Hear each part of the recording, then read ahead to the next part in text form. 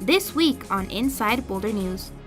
Boulder's 2013 floods left widespread impacts across the city. Find out where Boulder stands today, 5 years later. Don't miss the chance to test drive a variety of electric vehicles at this event next week. And we take a ride with Boulder's Animal Protection Team.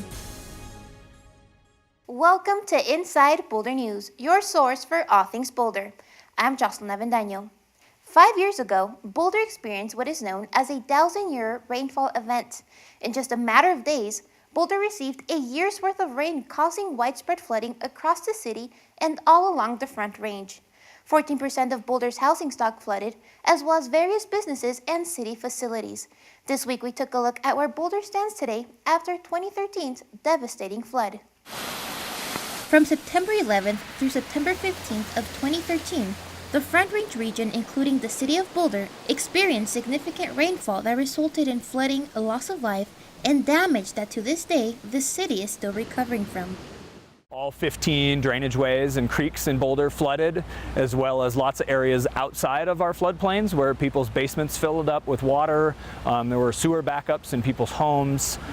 Overall, 6,000 housing units in the city flooded. The flood left widespread impacts across the city. The city's parks, as well as open space trails, sustained serious damage, as well as the city's sewer and water systems. While most of flood recovery efforts have been complete, city staff alongside community partners continue to work together on moving forward. The city is about 98% complete with our infrastructure repairs. We've got just a few projects left, so it's been a long road repairing our infrastructure. We've spent about $27 million on infrastructure repairs. Majority of homeowners have since moved back into their homes, though some continue to pay off for damages left behind. It's been a long road to recovery, but we're looking pretty good, and we're focused a lot on how we can be more resilient for the future. While the city continues to work on its flood mitigation efforts, it's also important for community members to do the same. Andrew Notbaum with Boulder's Office of Emergency Management tells us it's important to have an emergency plan in case of another flood event.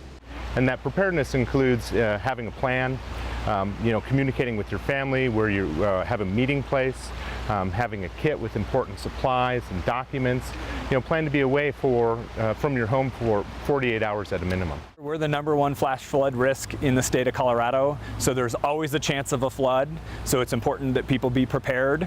And we've done a lot of work in this community to prepare ourselves for floods, and we're going to continue to do that work. To learn more about September's 2013 floods and other recovery efforts that have been done, please visit the website seen on screen. In the September 11th City Council study session, Council discussed the recommended budget for 2019, which calls for a 9.3% reduction. Staff recommended to cut ongoing citywide expenses by $5.6 million. The total recommended budget for 2019 is $353.1 million. The city prioritized its operating budget allocations based on guiding principles such as utilizing one-time dollars for one-time items and focusing on core services, among others. During the study session, Council expressed interest in additional funding to preserve hours at the Carnegie Library. Staff will be adjusting the budget for the October 2nd meeting, which will be the first public hearing on the proposed budget. As always, you can watch this and all other Council meetings on Boulder Channel 8 or online at boulderchannel8.com. The New American Road Trip is an electric vehicle car ride across America. It's a campaign aimed at celebrating communities making a change towards the country's energy future. And what better pit stop than Boulder? Next week, the city will be host to this event, and the public is invited to come and celebrate its climate leadership. The American Road Trip events highlight the cities, people, and emerging technologies that are fulfilling America's pledge on climate change, economic prosperities, and creating jobs while mitigating the effects of climate change and ensuring our clean energy future. The American Road Trip will stop by cities like Las Vegas, Pittsburgh, and of course, Boulder. Boulder is the state leader across Colorado in electric vehicle adoption, so I think Boulder was the natural choice. We have almost 2,000 vehicles on the road across the county. The city operates almost 50 public charging stations, and there's more fast chargers being added over the course of the next year, so it makes Boulder the ideal choice. The event will showcase electric vehicles and will provide community members the opportunity to test drive a variety of electric vehicle models. Mayor Suzanne Jones will be in attendance next to a number of statewide leaders. Electric vehicles play a significant role in the city's efforts to meet its climate commitment targets. One is the reduction of local air pollution. There's no emissions at the pump or at the tailpipe.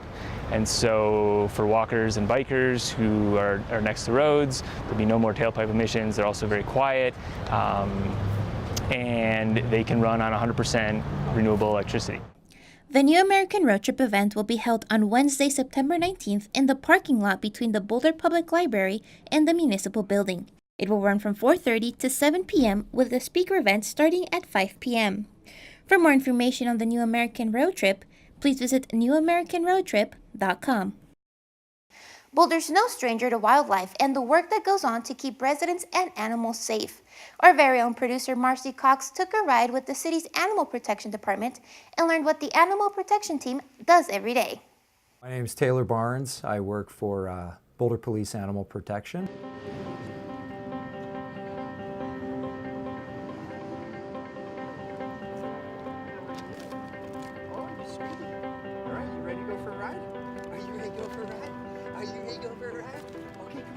The most exciting thing about my job, I think, is coming to work not knowing exactly what I'm going to be doing that day. I know that I'll be contacting a variety of people, and I'll have the opportunity to work with all sorts of different animals. Of course, we have a lot of domestic animals, but we have a massive variety of wildlife, and I find that enjoyable. I really enjoy doing investigations and certainly help animals that may not have their own voice and do what's right and try to make things right again.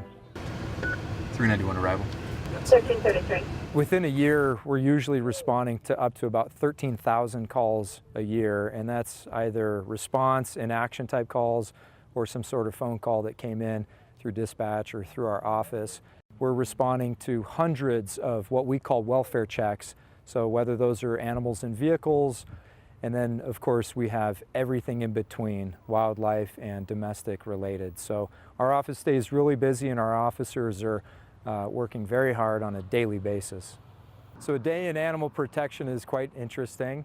We're usually handling anywhere from 10 to 25 calls a day. Sometimes in our busy seasons, such as now, it can be even busier. And those can be all sorts of calls, whether it's wildlife management or mitigation, some sort of maybe serious investigation, obtaining a warrant, or simple things helping people with nuisance issues, whether they're private property owners or community members in the area. You know, we really like what we do. We like working with animals. We love working with the public as well. That's an important aspect. But you know, it's really enjoyable to work with animals and some of the cases that we have to deal with. So it certainly attracts a certain personality and type of person. Who doesn't like working with animals, you know? When we're dealing with dogs and vehicles, we're doing a lot of education because most people aren't intending on hurting their animal, yet it's such a dangerous and volatile situation. Our education is really important when we have face-to-face contact with somebody, and that's usually the most important time that we have where we can do some education with somebody, whether that's responding to a call, dealing with some sort of investigation or follow-up. But when we have that intimate time with somebody, that's when we can do a lot of education, when we have that face time. We've got a lot of brochures that we've created, dog bite prevention, barking dog issues, how to be a good guardian, all sorts of different publications that we've created and made available on our website. Years ago, I got into animal protection primarily because I kind of had a realization that I wanted to work with animals. My wife and I had a dog that had gotten skin cancer, and we started going to CSU, and I really fell in love with the animal welfare industry. And it just so happened that an opening position was available at the Humane Society. This is my hometown, and I thought, what could be a better place to do animal protection than in my hometown in Boulder? And it's been over 9 years since, and I couldn't be happier. Visitors enjoy the city's cool pools all summer long, but now these popular watering holes are going to the dogs. It's that time of year again. Dog Days at Scott Carpenter Pool is back. Daily admission is only $5 per dog, but there is also the option for an unlimited pass as well. During dog days, no humans are allowed in the pool. For the third year in a row, over 2,000 dogs participated in this community event. This year, pet owners have the chance to win a variety of cool prizes, such as an annual recreation center pass. To enter, submit a picture of your dog splashing in on the fun by using the hashtag Boulder Dog Days and by completing the contest entry form on boulderdogdays.org. Dog Days runs until Sunday, September 23rd, with a special event this weekend. This coming Sunday at Scott Carpenter Park in Boulder, the event starts at 10 o'clock in the morning and goes till 3 in the afternoon. And the first hour from 10 to 11 is for small dogs. From 11 to 3 is all dogs, and at 2 o'clock is a flying dog contest where dogs jump off of a ramp to see how far they fly, and the winners get prizes. Thank you so much for joining us on this week's edition of Inside Boulder News. If you have pictures, news tips, or events you'd like to see featured, we'd love to hear from you. Connect with us on Facebook and Twitter. You can also sign up to receive video updates right in your inbox. Just go to boulderchannel8.com and click on subscribe. Have a good week.